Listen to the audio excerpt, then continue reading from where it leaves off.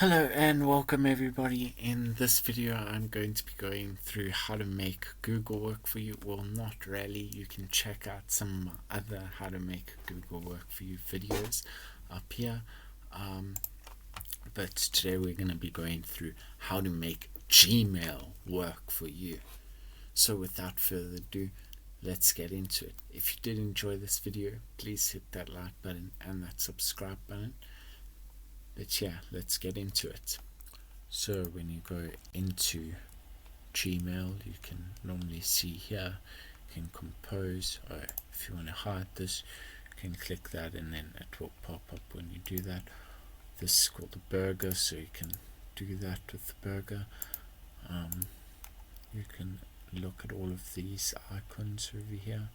You can also create labels. Labels are pretty awesome to keep your stuff organized, but I'll go through that now. As you can see here, we have three different categories that Gmail automatically sorts our email into. Then on this side we can see our calendar, we can see a bunch of other stuff. You can add some, you can get some add-ons to add there in case you want to use them. So like as you can see, there's the Zoom add-on, there's Trello add-on, there's a whole bunch of add-ons. If you want them, you can check them out there. You can add them like these ones that they have there for you automatically. You can go to a normal account stuff and that for Gmail over there. You can then go to settings. So this is quick settings. You can click on see all settings and it will take you to all of the settings, but quick settings are nice to just set everything up, and that's all I'll be going through. The others you can just look through. It's not on the settings, it's not too bad. The only other thing here is the forwarding. You can forward emails from your Gmail to another address if you want to. You can also do here filters if you want to block a certain email or a certain domain or anything. You can block them with filters. So like if you don't want to receive emails from certain websites, you can block it here and it automatically won't come in your inbox, which is pretty cool. The next thing is offline. Offline enables you to send a message to people to say that you are not by your emails and you're not going to reply in any ways they can do to contact you if they really need to. But in quick settings you can go for whichever one of these you like. I like the default, to be honest with you. The themes are pretty cool. You can change the background of Gmail. So if we go to this one, we can see it's just a spruced up version, but you can also go for something like this and you see it will have it, but it will have it looking pretty cool. Then you also got these different types of inboxes, so important and everything else. Unread first, starred first. My favorite, which I like to use, is priority or multiple, because multiple just brings up quite a bit as well. But priority is pretty awesome. You can split it as well if you want to.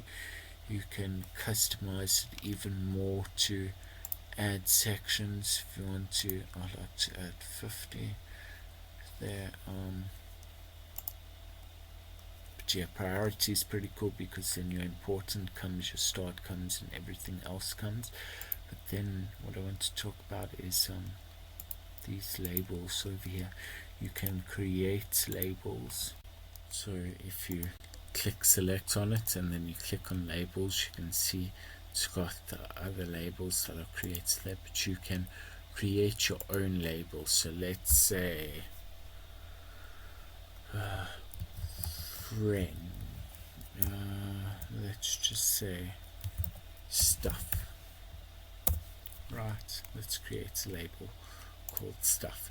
So as we can see here, even if we've minimized the burger, we can go to stuff and we can see that email over there. If we go to inbox, we can actually archive this email so that it's gone, so that you have a nice clean inbox. You can see emails, you can sort them out as they come through, but we can still see it there by stuff. Another handy one to keep in mind, if you do archive stuff, you can always see it when you go to all mail. You'll be able to see all of your mail,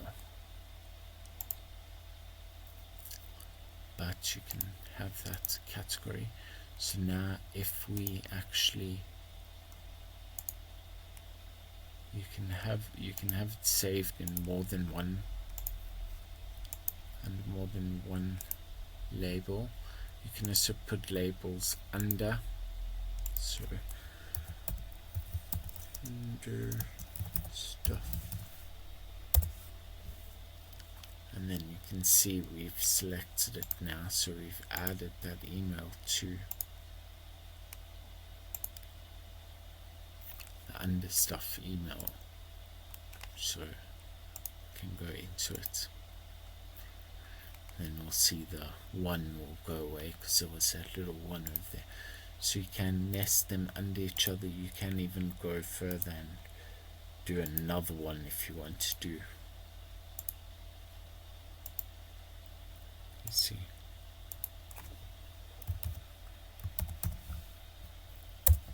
And then you can just keep stuff where you want to keep it, so you can really organize it really well and keep your inbox really neat so you can keep on top of your emails. But I hope you enjoyed that video. If you did enjoy that video, please hit that like button, think about leaving me a comment, and then subscribe to this channel to stay tuned for more awesome content.